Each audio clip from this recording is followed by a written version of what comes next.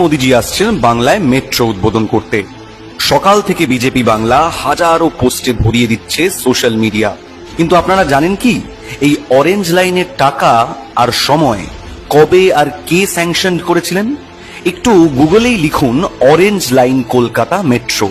উইকিপিডিয়াতেই স্পষ্ট লেখা, This project was sanctioned in the budget of 2010-11 by Mamata Banerjee with a project deadline of 6 years. মানে কি, 2017তেই metro চালু হওয়ার কথা ছিল, কিন্তু হয়নি।